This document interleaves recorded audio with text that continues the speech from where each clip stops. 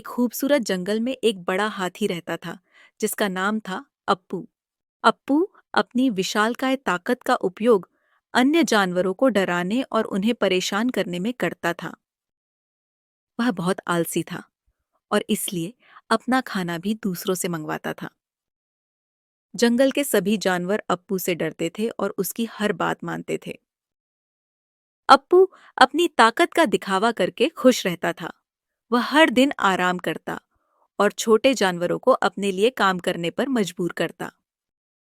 एक दिन उसने खरगोश से कहा, मेरा खाना लाओ, वरना तुम्हें इस जंगल से बाहर निकाल दूंगा। डर के मारे खरगोश जल्दी से अप्पू के लिए खाना लाने चला गया। कैलाश पर्वत पर बैठे बाल गणेश यह सब देख रहे थे। उन्होंने सोचा कि अप्पू को सबक सिखाना जरूरी है ताकि वह अपनी गलतियों का एहसास कर सके। बाल गणेश ने एक चींटी का रूप धारण किया और जंगल में आए। वह जानना चाहते थे कि अप्पू को कैसे सुधार सकते हैं और उसे सही राह दिखा सकते हैं। चींटी ने अप्पू के पास जाकर उसे समझाने की कोशिश की। अप्पू, तुम्हें अपनी ताकत का सही उपयोग करना चाहिए। दूसरों को डराना और परेशान करना सही नहीं है।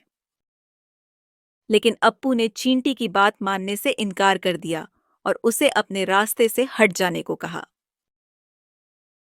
अप्पू ने कहा, तुम छोटी सी चींटी हो, मुझे मत सिखाओ कि मुझे क्या करना चाहिए। बाल गणेश ने सोचा कि अब समय आ गया है कि अप्पू को उसकी गलती का एहसास दिलाया जाए। उन्होंने चींटी के रूप में अप्पू की सूंड में घुसने का निर्णय लिया। अचानक अप्पू को बहुत परेशानी होने लगी। उसकी सूंड में तीव्र दर्द और खुजली होने लगी और वह बेचैनी से इधर-उधर दौड़ने लगा। उसने अपनी सूंड को झाड़ियों और पेड़ों से रगड़ने की कोशिश की, लेकिन कुछ भी काम नहीं आया। आखिरकार अप्पू जमीन पर गिर गया और तड़पने लगा।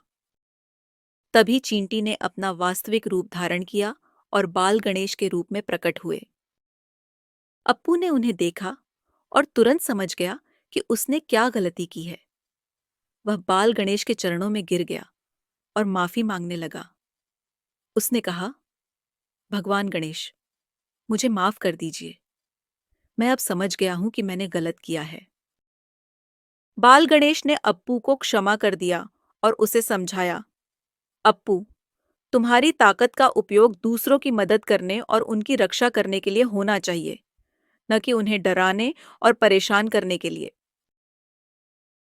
अप्पू ने बाल गणेश की बात को ध्यान से सुना और वचन दिया कि वह अब से अपनी ताकत का सही उपयोग करेगा और जंगल के सभी जानवरों की मदद करेगा। इसके बाद अप्पू जंगल का सबसे मददगार और प्रिय जानवर बन गया। वह अब जंगल के अन्य जानवरों के लिए पानी लाता, उनके लिए खाना ढूंढता और किसी भी मुश्किल में उनकी मदद करता। एक दिन जंगल में आग लग गई। सभी जानवर घबराकर इधर-उधर भागने लगे। अप्पू ने तुरंत समझदारी दिखाई और अपनी ताकत का सही उपयोग करते हुए जंगल के तालाब से अपनी सूंड में पानी भरकर आग बुझाने लगा। अन्य जानवर भी उसकी मदद करने लगे और मिलकर आग पर काबू पा लिया। इस घटना के बाद सभी जानवर अप्पू की बहादुरी और उसकी मदद के लिए उसकी बहुत सराहना करने लगे। यह कहानी हमें सिखाती है कि अपनी ताकत और शक्ति का सही उपयोग करना चाहिए। दूसरों की मदद करना और दयालु होना ही सच्ची महानता है।